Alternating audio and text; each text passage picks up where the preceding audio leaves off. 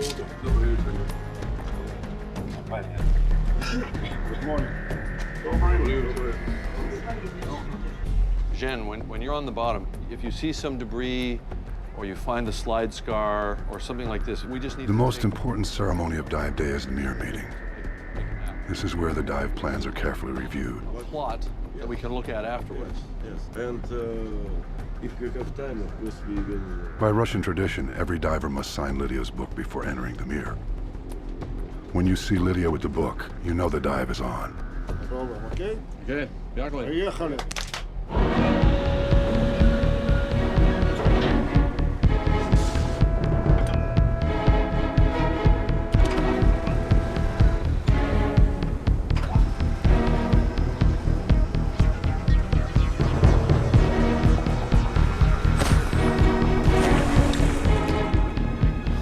Smile, everybody. This is me smiling. That's as much as you get.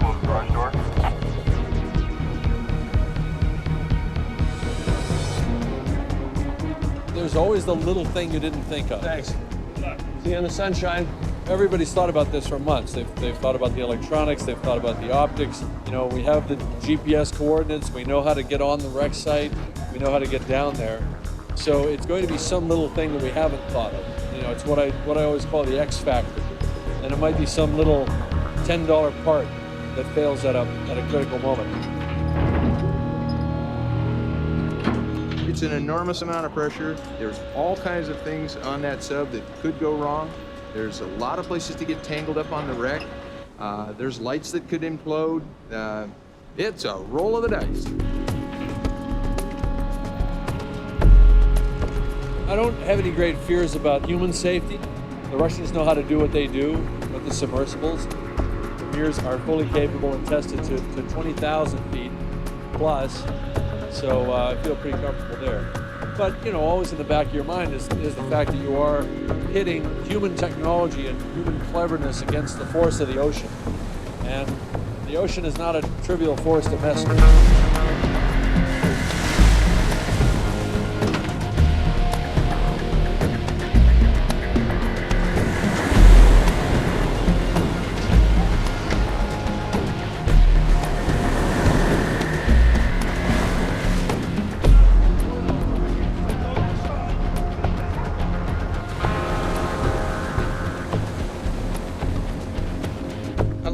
There's no place I'd rather be. That's a whole lot for me like being in a helicopter. And I love flying helicopters. So this is a lot like that. It's got some risk. You got to be precise. You got to know what you're doing. It's a pretty scary place we're going to. I mean, 15,700 feet deep.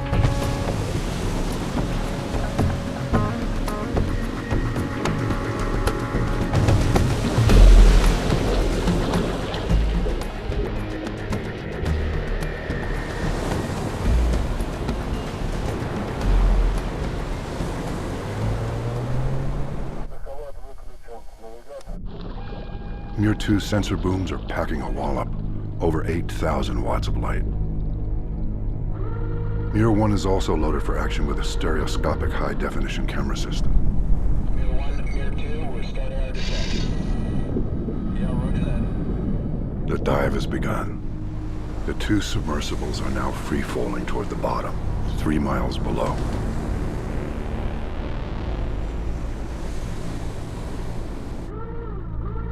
The camera housing, also built by Mike, is the largest implodable volume ever attached to a manned submersible. Any flaw in the design could cause it to implode under the pressure. The effect would be like a depth charge, creating a shock wave that would rupture the sub's hull and kill everyone inside instantly. Okay, we're on the clock on all recorders. Okay, timer is started. All 4 tapes are running. This is a triple check throughout the dive. Triple check. Yep. Throughout the long fall, the pressure mounts relentlessly. It will reach 7,000 pounds per square inch. Nestled within the submersible structure is the manosphere. This steel bubble resists the force of the 3-mile column of water above it. The total pressure on its surface will be 155 million pounds.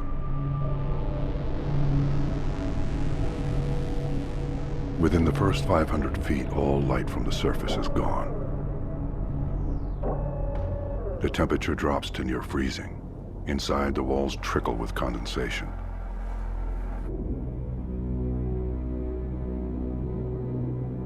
The 16,000-foot free fall to the bottom will take 3 hours. Bismarck made the same journey in less than 10 minutes. As it left the surface, buoyancy and hydrodynamic forces ripped away the stern. The ship plunged, a 35,000-ton steel missile pointed into the depths. The forces of the water roaring past ripped away the Admiral's Bridge, the mast, and the funnel. Righting itself, the ship then fell in this stable position for the rest of its descent into darkness.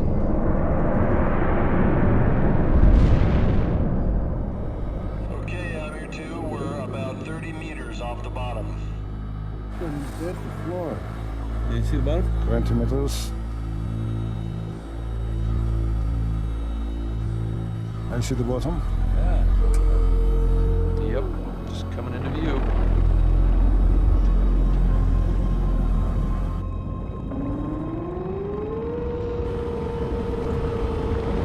Beautiful. This is like landing on the moon. Sure is. Whoa!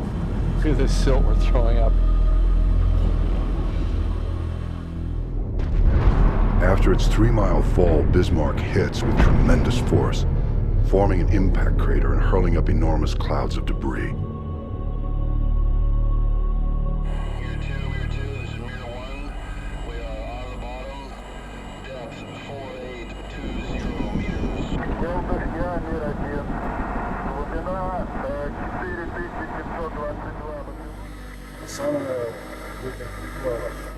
We're definitely looking toward the slope. See, we're facing the mountain. Bismarck has hit the side of a volcanic seamount. It begins to slide downhill, plowing a deep trough in the bottom clays. Now 100,000 tons of water sucked down by the falling ship blast onto the slope, becoming a turbidity flow, a kind of liquid avalanche. The turbidity flow shoves the ship hard, turning it sideways to the slope. Pieces of the ship which have impacted in its path are now swept aside. The hull bulldozes the seafloor ahead of it, starting an avalanche. The bow carves deeply into the mud, cutting across the slope to the west. The Leviathan finally comes to rest. It has slid down the mountain 2/3 of a mile.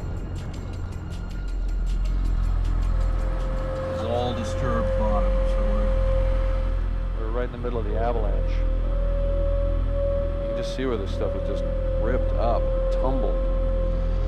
That ship just came roaring through here. We may be actually in the slide scar. You can see the shape of it on the sonar on the right. this looks like the slide scar to me.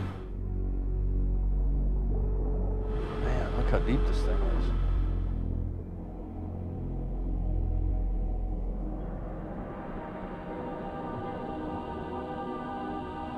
It's like a giant bulldozer just plowed through here. Absolutely. Yeah. Yeah. Just follow the wall. It should lead us right to the wreck.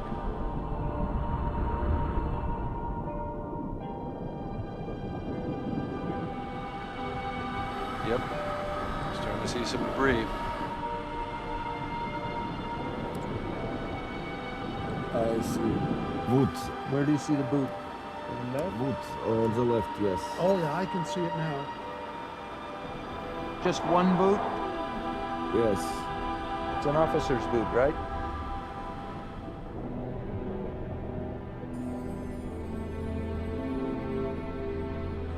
Here two, what's your 20? We're moving south through the debris field and we're seeing some larger objects. Holger, any ideas what this is? Copy that. Just keep It's a on the searchlight, south. Mike. Okay, I agree. Yeah, there's the louvers. see something. Yeah, something there.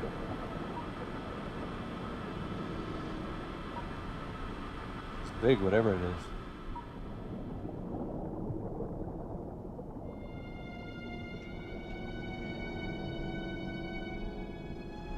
It's the bridge. It's the Admiral's Bridge. See it? Yeah, see the windows? It's landed upside down. There's the bridge wing platforms. Powerful currents ripped away the Admiral's Bridge as the ship plunged. 10 minutes later, it impacted on the sea floor. Bismarck's hull then shoved it aside, and it came to rest upside down. Really give you an idea how big that thing is. That thing is huge. It's like a 4-story building just fell out of the sky.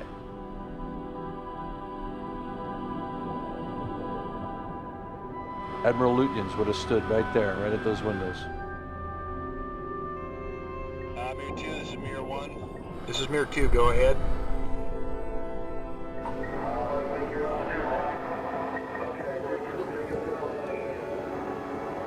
Get yourself first north, Nurse. You need to come to our coordinate now. We're at the Admiral's Bridge. We need to proceed to the right. Okay, we're proceeding to it now. Let's adjust the sonar here.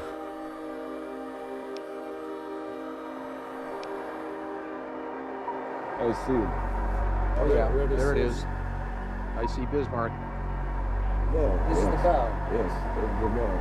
Well, Jim, we think we're coming in on the starboard side, over. And here it comes into sight. There it is. See it, Mike? Yeah, there it is.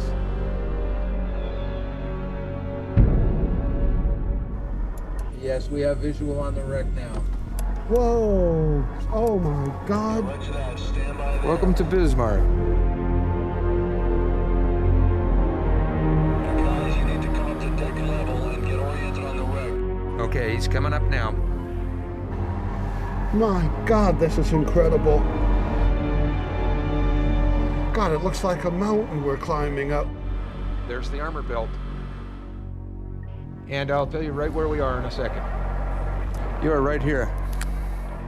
Right here, Jenny.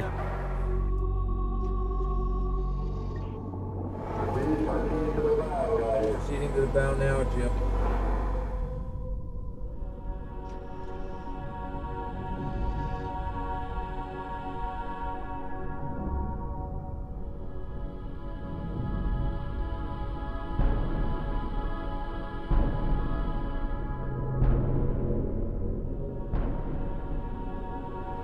Just coming up to the tip of the bow. Yeah, copy that. We're right below you. Roger that. It's beautiful. Look at that. Yep. Wow. Holy Toledo. Oh my Lord. Мир 2, мир 2. Следите за мной, следи, следи, Женя.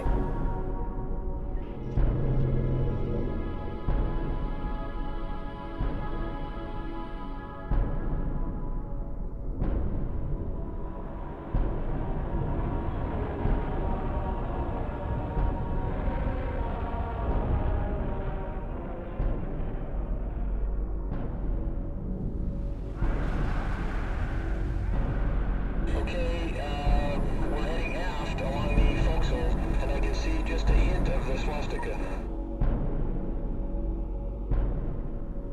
Just coming up on the port capstan right now. See all this sediment on the deck from the slide, Right. but the teak is all here. Look at that. Boom! Yep. That just went through there, and who knows where that blew up. Probably made it all the way to the turret.